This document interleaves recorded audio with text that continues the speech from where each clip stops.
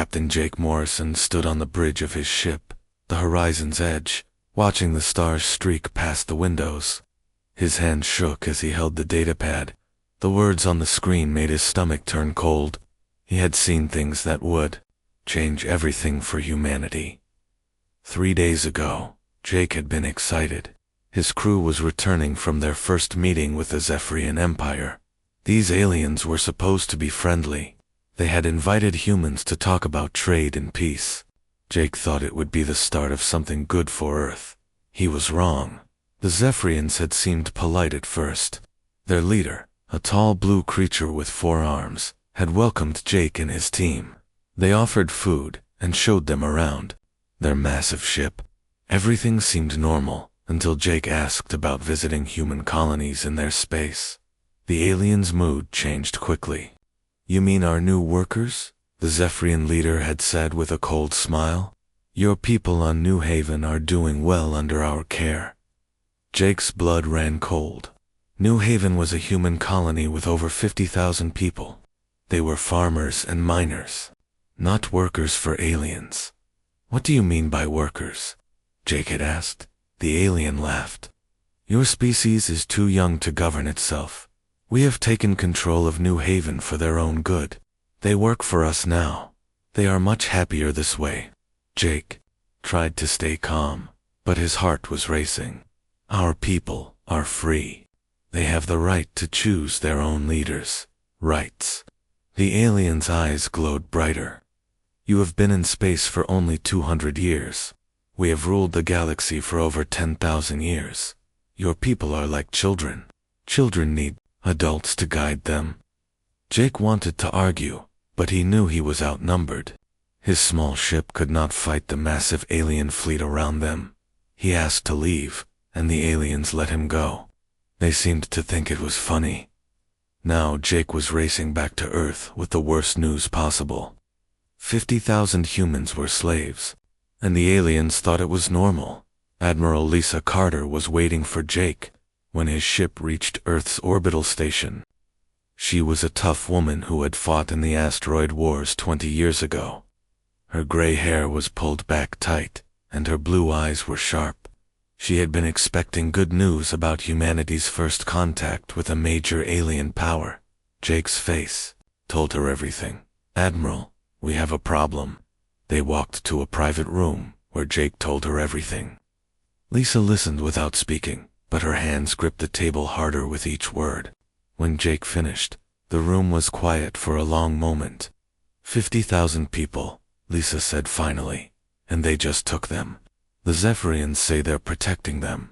But Admiral, I saw the work camps.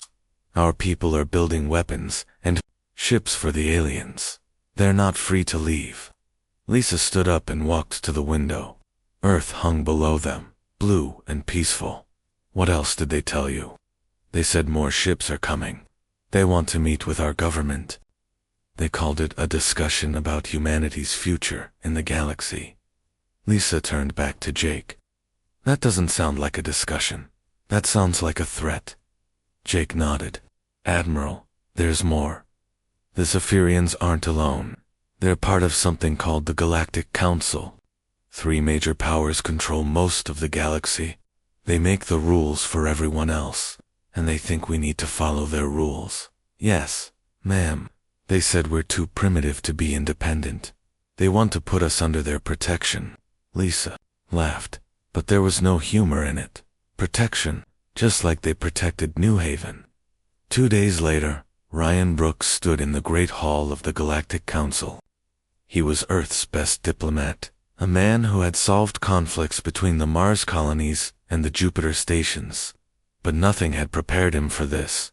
The hall was enormous, with a ceiling that seemed to touch the stars. 3 massive thrones sat at the front, each holding a different alien species. The Zephyrian Empire's representative was the one Jake had met. The Vorthon Collective's speaker was a gray creature, covered in metal plates. The Kethmoran Federation's leader looked like a giant insect with glowing eyes. Ryan had come to demand the freedom of New Haven's colonists. He had prepared careful words about human rights and independence. He thought he could reason with them. He was wrong. You speak of rights, the Zephyrian said, his voice echoing through the hall. But you are infants in the cosmic scale. Your species has barely learned to walk among the stars. The Vorthan leader made a sound like grinding metal. We have watched your kind for decades. You fight each other constantly. You destroy your own planet's environment. You are not ready for self-governance. Ryan stood straighter. Humanity has made mistakes, but we've learned from them. We've built a peaceful society across dozens of worlds. We deserve the same rights as any other species. The insect-like Kethmoran clicked its mandibles. Deserve? You have been in space for 2 centuries.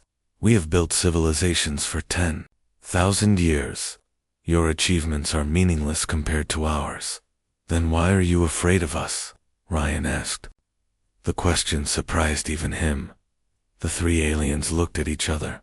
The Zephyrian's eyes glowed brighter. Afraid? We are not afraid. We are being generous. We offer you protection and guidance. Many species would be grateful for such an offer. And if we refuse, the Vorthan's metal plates shifted. Then you will learn what happens to species that refuse our help. Trade routes will be closed. Your colonies will be isolated. Your ships will not be welcome in civilized space. The Kethmoran added, and if you continue to resist, we will be forced to take stronger measures. For your own good, of course. Ryan felt cold. These aliens were not offering protection. They were demanding surrender. We need time to consider your offer, Ryan said carefully. The Zephyrian smiled. Of course, you have 1 Earth week to decide. Choose wisely. Accept our protection, surrender your military vessels, and submit to our guidance, or face the consequences of your pride. Ryan left the hall, knowing that humanity faced its greatest challenge. The aliens had made their choice clear: submit or be destroyed. But as he walked back to his ship, Ryan remembered something his grandfather had told him about Earth's old wars. Never underestimate humans when they're backed into a corner, the old man had said. That's when we're most dangerous. Ryan hoped his grandfather was right, because humanity was about to find out just how dangerous they could be. President Karen Hill sat at the head of the long table in the emergency meeting room. The faces around her were grim.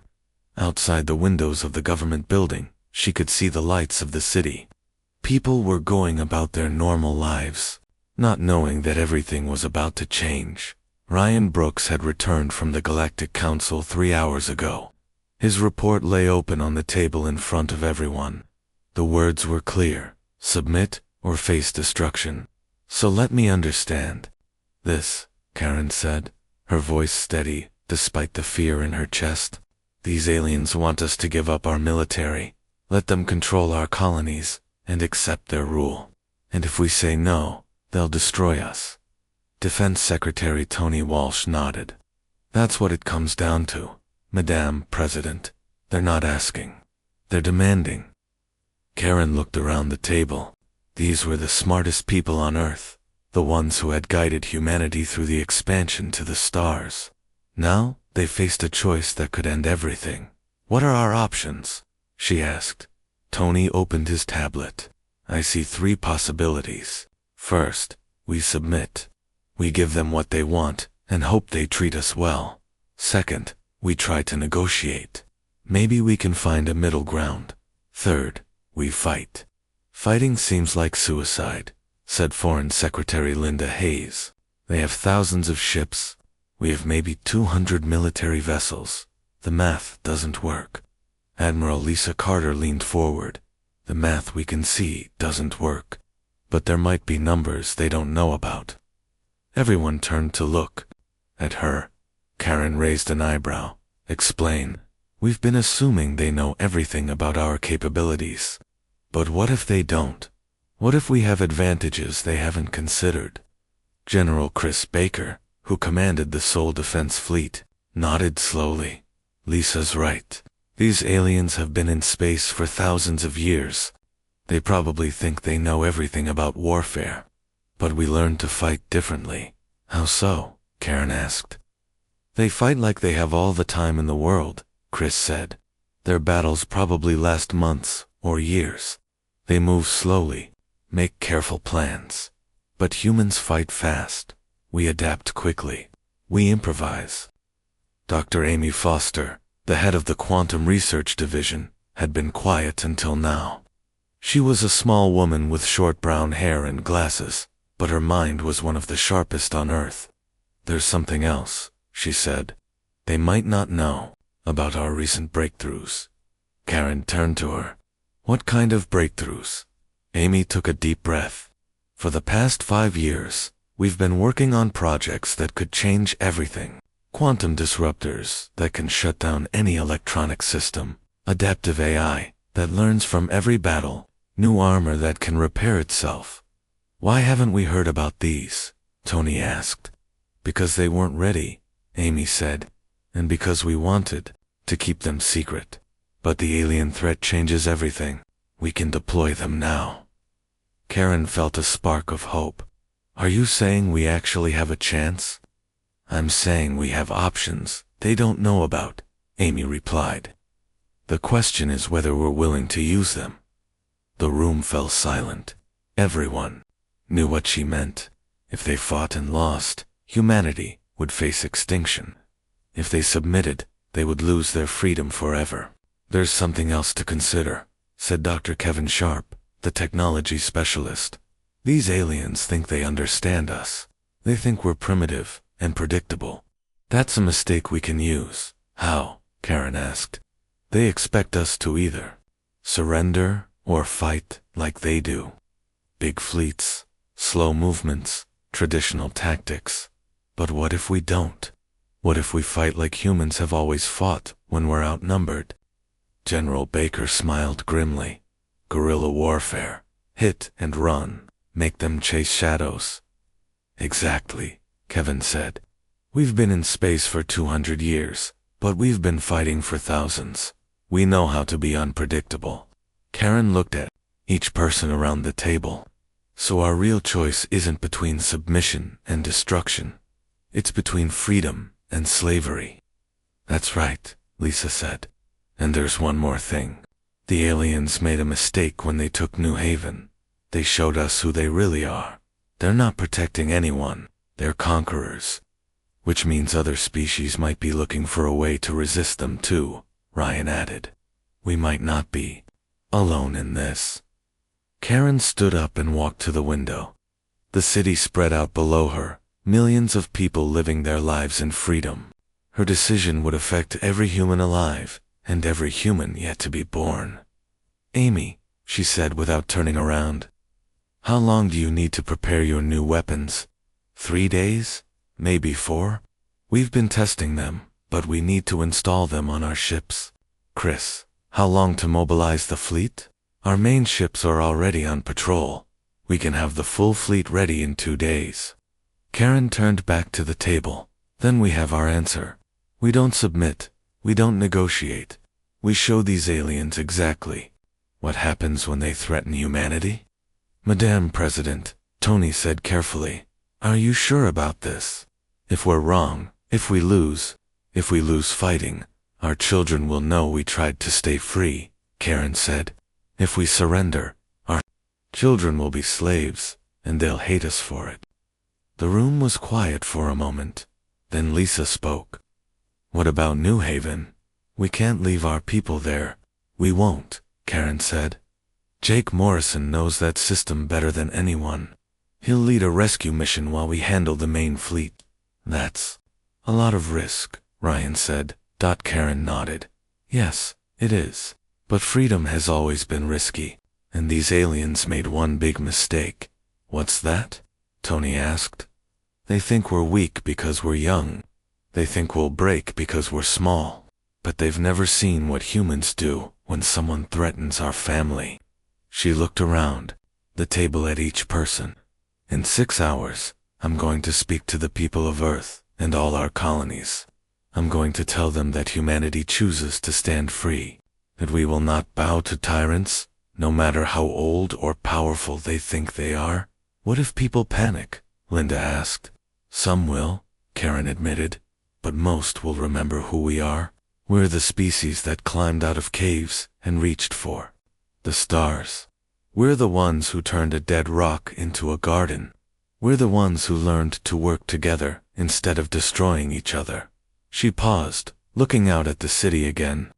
These aliens think they know us. They think we're predictable. They're about to learn that the most dangerous thing in the universe is a human who's been underestimated. Dr. Forster was already working on her tablet. I'll start preparing the quantum disruptors. If we're doing this, we need every advantage. We can get good, Karen said.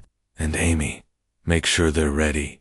Because when those alien ships arrive, we're going to show them something they've never seen before. What's that? Amy asked. Karen smiled, but her eyes were cold. What happens when you poke a sleeping dragon? The meeting ended with everyone rushing to their tasks. In a few hours, Karen would tell the world that humanity was going to war. It was the biggest gamble in human history, but as she prepared her speech, Karen remembered something her history teacher had said long ago. Humans don't start fights, but we sure know how to finish them. The aliens were about to find out just how true that was. The alien fleets arrived at Earth exactly 1 week after the ultimatum. Captain Jake Morrison watched from the bridge of his ship as hundreds of vessels dropped out of hyperspace. The Zephyrian ships were blue and elegant, shaped like giant fish. The Vorthan ships were gray and angular, covered in weapon ports. The Kethmoran vessels looked like massive insects with glowing eyes. My God, whispered Jake's first officer, Lieutenant Paul Davis. There are so many of them. Jake nodded. The aliens had brought over 600 ships. It was the largest fleet ever assembled in human space. But Jake wasn't looking at the enemy ships. He was watching the small group of human vessels that seemed so tiny in comparison. Admiral Lisa Carter's voice came over the radio. All ships, this is Admiral Carter. Remember, we're not trying to match their numbers. We're trying to show them what humans can do when we're pushed too far. Jake smiled grimly. His ship, the Horizon's Edge, was leading a special mission.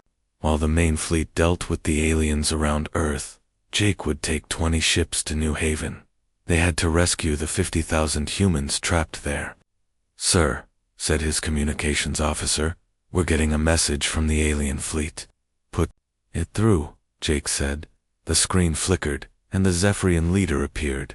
His 4 arms were spread wide, and his blue face showed what might have been satisfaction. Humans of Earth, the alien said, you have had your week to consider our generous offer. We see your small fleet has come to meet us. We assume you are here to surrender. Admiral Carter's face appeared on Jake's screen. She was broadcasting to both the human and alien fleets. This is Admiral Lisa Carter, commander of the Soul Defense Fleet. We're here to deliver humanity's answer to your ultimatum. And what is your answer? The Zephyrian asked. Lisa's voice was steady and cold. No. The alien's expression changed. Then you have chosen extinction. Very well. We will make your end quick. You can try, Lisa said. But you made one mistake. You assumed we were weak because we're young. You're about to learn why that was a bad assumption. The first alien ships began moving forward. They were massive, each one 10 times the size of the largest human vessel. Their weapons began charging with lights that could be seen across space. Jake switched to the private channel with his rescue fleet. All ships jumped to hyperspace. We have a colony to save. The 20 ships vanished in flashes of light, heading for New Haven. Jake hoped they would be in time. Around Earth, the battle began. The alien ships fired first. Massive energy beams lanced out toward the human fleet. But something strange happened. The beams seemed to bend and twist, missing their targets by wide margins. What's happening? The Zephyrian leader demanded. On the bridge of the human flagship. Dr. Amy Foster smiled. Quantum disruptors are working perfectly, she told Admiral Carter. Their weapons can't lock onto us. The alien ships fired again, with the same result. Their targeting systems were being scrambled by technology they had never seen before. Impossible, the Vorthan commander said over the radio. No species has developed quantum interference technology. No species except humans, Lisa replied. Now let us show you what else we've learned. The human ships began moving in ways that defied the aliens' understanding. They twisted and turned like living things, their AI systems learning from every alien move. General Chris Baker's voice came over the radio. All ships, pattern Delta. Show them how humans dance. The human fleet scattered in all directions, moving too fast for the massive alien ships to follow. Then they struck. Human weapons were smaller than the aliens, but they were precise. The adaptive AI systems found weak points in the alien hulls that the aliens didn't even know existed. Human ships darted in, fired, and vanished before the aliens could respond. This is impossible, the Kethmoran leader clicked. They're moving faster than our computers can track. Because our computers think faster than yours, Amy Foster said, her voice carried on the open channel. You've been using the same technology. For thousands of years, we've been improving ours every day. The tide of battle was turning. Alien ships, damaged and confused, began to retreat, but the humans weren't done. Colonel Beth Taylor led a team of Marines who had trained for zero-gravity combat, while the aliens were distracted by the space battle. Beth's teams launched from hidden positions on asteroids and space stations. The aliens had never faced boarding parties. Their ships were designed to fight other ships, not soldiers inside their own hulls. Beth's Marines moved through the alien vessels like ghosts, using magnetic boots and wall-crawling gear that let them fight in any direction. This is Colonel Taylor, Beth reported as her team captured the bridge of a Zephyrian ship. We have control of the enemy flagship. Their captain is asking how we learned to fight in 3 dimensions. The psychological effect was devastating. The aliens had never encountered an enemy that could board their ships. They began to panic, their formations breaking apart as they tried to protect themselves from an enemy that could strike from anywhere. Meanwhile, Jake Morrison's rescue fleet dropped out of hyperspace near New Haven. The planet was beautiful, covered in green fields and blue oceans. But Jake could see the alien ships in orbit and the industrial complexes on the surface where humans were forced to work. 20 ships against 50 alien vessels, Lieutenant Davis said. The odds are still bad. Maybe, Jake said, but we're not here to win a fair fight. We're here to save our people. The rescue fleet split into 3 groups. One group attacked the alien ships directly, drawing their attention. The second group landed on the planet to evacuate the colonists. The third group, led by Jake, went after the alien command center. The aliens at New Haven were not prepared for the human tactics. They had grown comfortable with their easy victory over the colonists. They expected any rescue attempt to be slow and predictable. They were wrong. Jake's ship dove straight at the command center, ignoring the alien weapons fire. At the last moment, he pulled up and released a team of Marines who crashed through the building's roof. The aliens inside had never seen humans fight with such determination. This is Jake Morrison, he broadcast to the trapped colonists. We're here to take you home. The response was immediate. 50,000 humans began moving toward the evacuation points.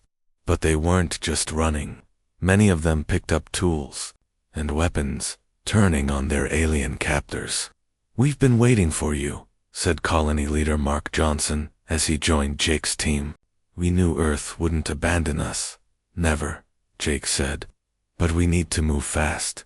The aliens will send reinforcements. The evacuation was chaos, but it was human chaos. The colonists organized themselves with the efficiency of people who had been planning this moment for months. They helped load the ships, defended the landing zones, and made sure no one was left behind as the last evacuation ship lifted off. Jake looked back at New Haven.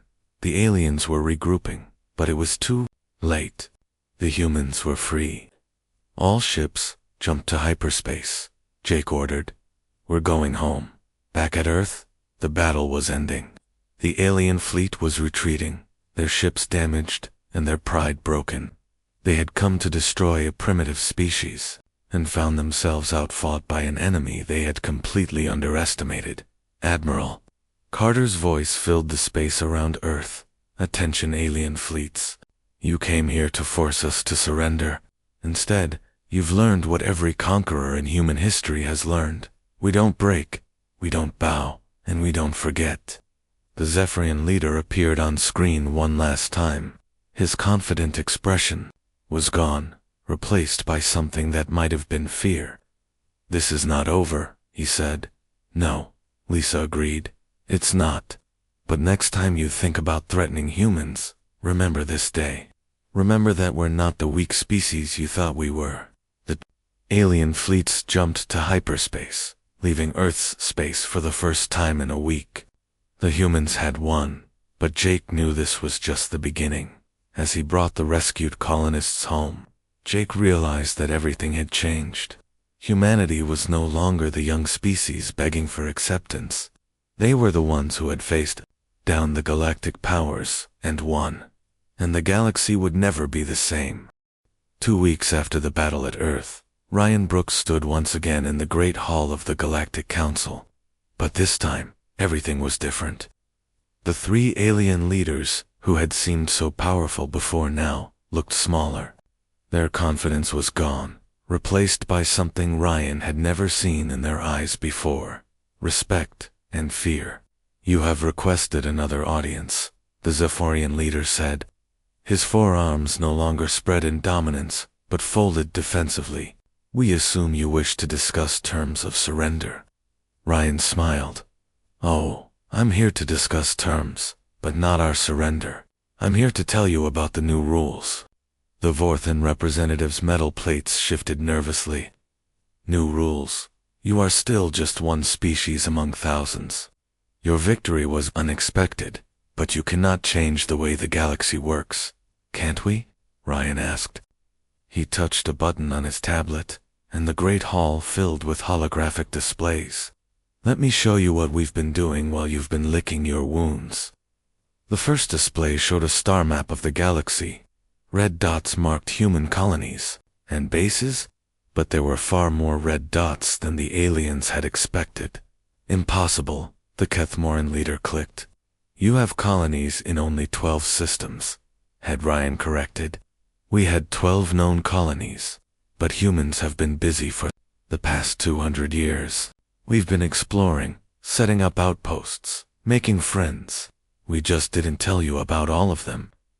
The second display showed the battle at Earth from a different angle. The aliens watched in shock as they saw human ships appearing from places they thought were empty space. Stealth technology, Ryan explained. We've been watching you for decades, learning your patrol routes, your communication methods, your weaknesses. You thought you knew everything about us, but you only knew what we wanted you to know. The Zephyrian leader's blue face had gone pale. How many ships do you really have? Enough, Ryan said. But that's not the important question. The important question is, what happens next? President Karen Hill's image appeared on the main screen. She was broadcasting from Earth, but her words were being heard across the galaxy. Citizens of the galaxy, Karen began, today marks the beginning of a new era. For too long, a few powerful species have decided the fate of everyone else. They have conquered, enslaved, and destroyed in the name of order and civilization. That ends now. The alien leaders watched in growing alarm as Karen continued. Humanity hereby declares the Terra Doctrine. Earth and all human territories are now off limits to any non-human military force. Any attempt to interfere with human governance, trade, or expansion will be met with immediate and decisive response. You cannot do this, the Vorthan leader said to Ryan. The Galactic Council has existed for 10,000 years. You cannot simply ignore our authority. Watch us, Ryan replied. But that's not all. We're not just declaring our independence. We're offering something new to the galaxy. The screen changed to show Admiral Lisa Carter at her new headquarters. Behind her, officers from dozens of different species worked together. The Terran Defense Coalition, Lisa announced, is open to any species that wants to be free. We offer protection, trade, and the right to govern yourselves. All we ask in return is that you respect the same rights for others. The effect was immediate. The aliens in the council chamber began receiving urgent messages from their homeworlds. Species that had been under their control for centuries were suddenly asking about this new human offer. This is chaos, the Zephyrian leader said. The galaxy needs order. Without the council's guidance, there will be war everywhere. There's already war everywhere, Ryan pointed out. The only difference is that now, species have a choice about which side they're on. Commander Scott Reed appeared on another screen. He was standing on the bridge of a human ship, but behind him, the stars looked wrong. The aliens studied the star patterns, trying to figure out where he was. Greetings from the Vega system, Scott said cheerfully. Oh, and from the Centauri system, and the Rigel system, and about 40 other systems you thought were safely under your control. The alien leaders looked at each other in panic. Vega was deep in Zephyrian space. Centauri was a Vorthan stronghold. Rigel was supposed to be a secret Kethmoran military base. How? The Kethmoran leader demanded. We've been planning this for years, Scott continued. Every time you dismissed us as too primitive to matter, we were learning. Every time you ignored our trade ships, we were setting up bases. Every time you told us we were too young to understand galactic politics, we were making friends with the species you oppressed. Ryan walked closer to the 3 alien thrones. You made a mistake that conquerors throughout history have made. You thought that power meant strength, and strength meant you could do whatever you wanted. But real strength comes from making allies, not enemies. The screens around the hall lit up with messages from across the galaxy. Species after species was declaring their independence from the 3 major powers. Some were joining the Terran Defense Coalition. Others were simply announcing they would no longer follow the Council's orders. The galaxy is changing, Ryan said. You can change with it, or you can be left behind. And if we refuse, the Zephyrian leader asked, then you'll discover what humans do to bullies, Ryan replied. We don't destroy them. We make them irrelevant. Dr. Amy Foster appeared on the central screen. She was in her laboratory, surrounded by devices the aliens didn't recognize. The quantum disruptor technology that defeated your fleets, Amy said, is just the beginning. We're sharing our research with our allies. Soon, every species in the coalition will have access to technology that can protect them from your threats. But we're not keeping it all for ourselves, Amy continued. Any species that wants to join the coalition and commit to peaceful coexistence can have access to our medical research, our agricultural improvements, our clean energy systems. We believe in lifting everyone up, not holding everyone down. The Vorthan leader made a sound like grinding metal. This is madness. You're giving away your advantages. No, Ryan said. We're creating advantages. A galaxy full of free, prosperous species is safer and richer than a galaxy full of slaves and conquerors. You ruled through fear. We're going to lead through hope. General Chris Baker appeared on another screen. The Sol Defense Fleet has been renamed the Freedom Fleet. We're not interested in conquering anyone, but we're very interested in protecting anyone who wants to be free. The alien leaders were getting more messages. Their military commanders were reporting that human ships were appearing everywhere, offering protection to rebellious colonies. Their economic advisors were warning that trade routes were being disrupted as species chose to deal with humans instead of their former masters. This is chaos, the Zephyrian leader repeated. This is change, Ryan corrected. And it's just the beginning. Captain Jake Morrison appeared on the final screen. He was standing in the main square of New Haven, surrounded by the colonists he had rescued. But they weren't just standing around. They were building, working, creating something new. New Haven is free, Jake announced. But we're not just rebuilding what was destroyed. We're building something better. A place where humans and aliens can work together as equals, where no one has to bow to anyone else. The alien leaders sat in stunned silence. In the space of an hour, they had watched their galactic empire begin to crumble. Species they had controlled for millennia were choosing freedom over security, hope over fear. "What do you want from us?" the Kethmoran leader finally asked. "Nothing," Ryan said. "That's the point. We don't want to rule you. We don't want to control you. We just want you to leave us alone, and leave everyone else alone too. And if we agree to this, Terra Doctrine, then maybe we can find a way to coexist," Ryan said. "But understand this, the days of the three powers deciding the fate of the galaxy are over.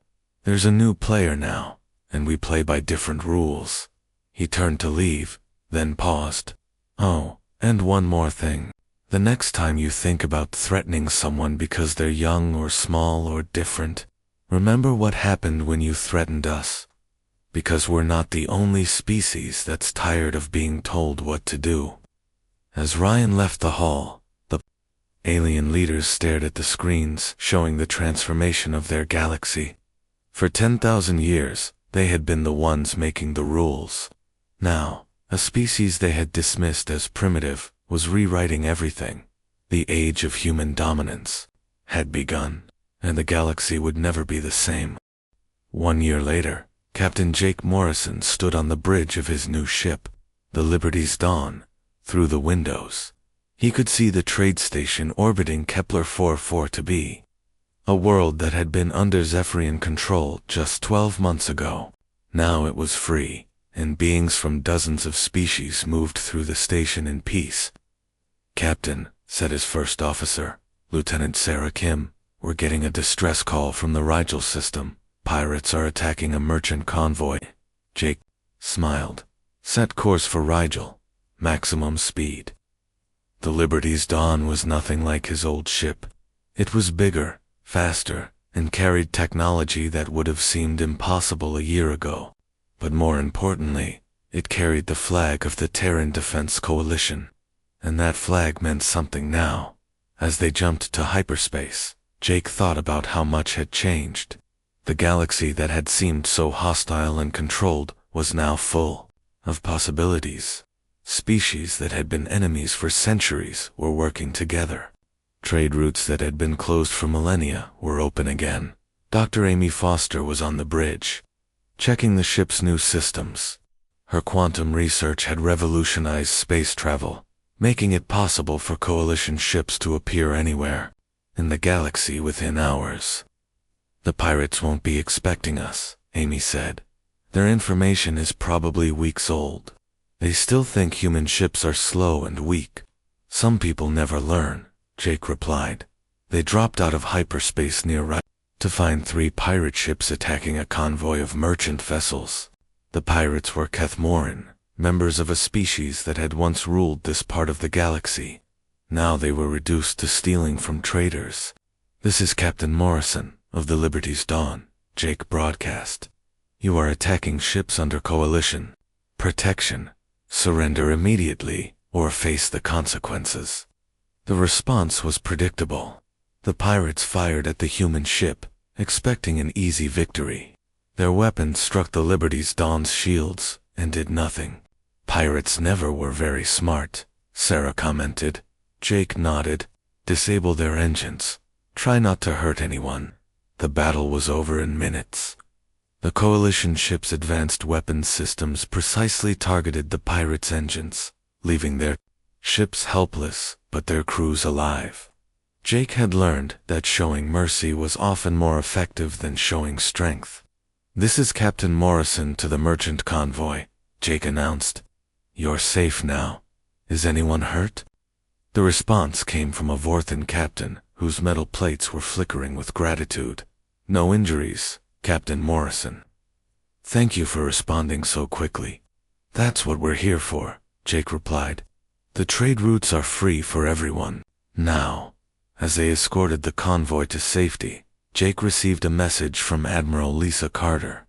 She was at the new Coalition headquarters, a massive space station built in neutral space between the former territories of the three powers. Jake, Lisa said, we need you back at headquarters. The first Interspecies Freedom Summit is about to begin, and President Hill wants all senior captains present. Jake nodded. The summit had been planned for months. Representatives from over 200 species would gather to discuss the future of the galaxy. It was the largest peaceful gathering in galactic history. We'll be there, Jake said. How many species are attending? More than we expected, Lisa replied. It seems that once people tasted freedom, they wanted more of it. The Coalition headquarters was an impressive sight. Ships from hundreds of worlds filled the space around the station.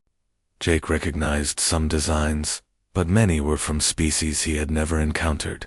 The galaxy was much bigger and more diverse than the three powers had ever admitted. President Karen Hill was waiting for Jake when he docked. She looked tired, but satisfied. The past year had been the busiest of her life, but also the most rewarding. Jake, she said, I want you to see something. She led him to the main observation deck. Below them, the summit was taking place in the largest conference room ever built.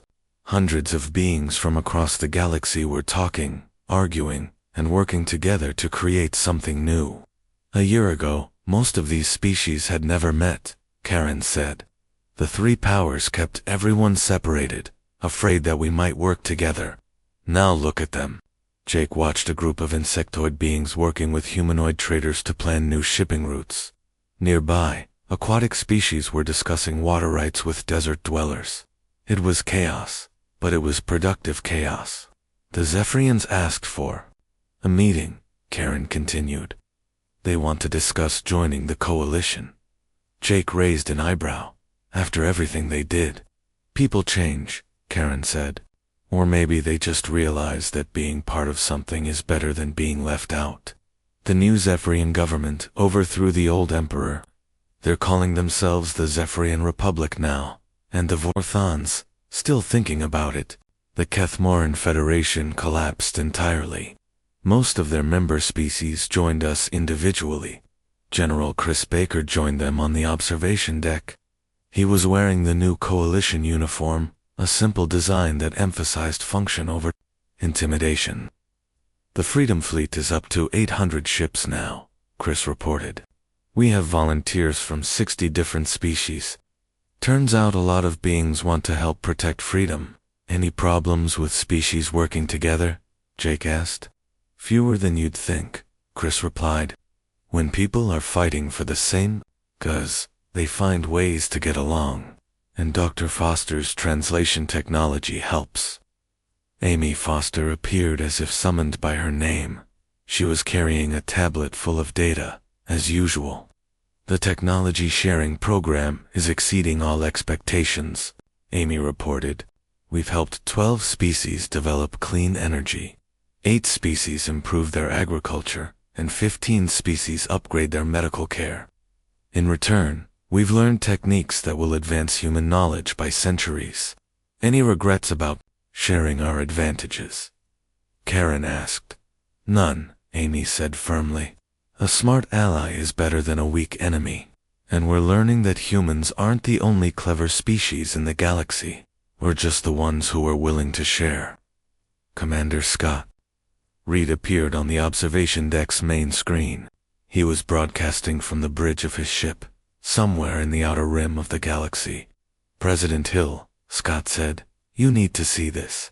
We've made contact with the Andromedon Collective. Everyone froze. The Andromedon Collective was a legend, a group of species from the Andromeda Galaxy that had supposedly visited the Milky Way thousands of years ago. They're real? Karen asked. Very real, Scott confirmed. And they've been watching us. They're impressed by what we've accomplished. They want to meet. Karen looked at Jake, then at the summit below them. Are they friendly? They seem to be, Scott replied. They said, They've been waiting for a species that could unite the galaxy instead of conquering it. They think we might be that species. Jake felt a chill of excitement. The galaxy had seemed huge when humans first reached the stars. Now, it was just the beginning. Tell them we'd be honored to meet, Karen said. But make it clear that we speak for the coalition, not just humanity. Already done, Scott said. They're looking forward to meeting our allies too. As the transmission ended, Karen turned to address the group. A year ago, we were facing extinction. Now we're about to meet beings from another galaxy. How did we get here? We remembered who we are, Jake said. We're the species that doesn't give up. We're the ones who turn problems into opportunities. And we're the ones who believe that everyone deserves a chance to be free. Amy added. Down in the summit hall, President Hill was being called to the podium. She had been chosen to give the closing address, the speech that would define the coalition's goals for the future. I should go, Karen said. History is waiting. Jake watched as she walked to the podium.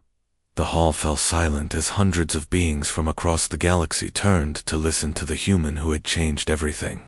Citizens of the galaxy, Karen began. 1 year ago, we were strangers. Many of us were enemies. We were divided by fear, controlled by those who told us that strength meant domination. She paused, looking out at the diverse crowd. Today, we are family. We have learned that real strength comes from standing together. We have discovered that the galaxy is big enough for all of us. The crowd was listening intently. Jake could see beings from species he had never encountered hanging on every word. We did not seek to rule the stars, Karen continued. We sought only to be free. But in claiming our freedom, we learned that freedom shared is freedom multiplied. Every species that joins our coalition makes all of us stronger. She gestured to the star map behind her, showing the territory of the coalition. It now covered more than half the galaxy. Today, we are no longer the young species begging for acceptance. We are the ones who ensure that no one else has to beg. We are the ones who stand between tyrants and their victims. We are the ones who say, no more. The crowd erupted in approval. Beings from 100 different species were cheering in 100 different ways. The galaxy is changing, Karen said as the noise died down. And we are the ones changing it. Not through conquest, but through cooperation. Not through fear, but through hope. Not because we are the strongest, but because we are willing to make everyone else strong too.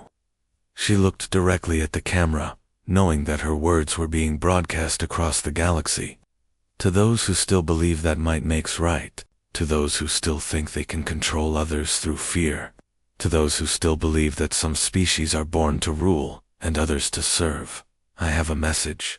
Your time is over. The galaxy belongs to all of us now. The summit ended with the signing of the Galactic Freedom Charter, a document that established the rights of all species and the responsibilities of those who would protect them. As Jake watched the ceremony, he thought about the journey that had brought them here.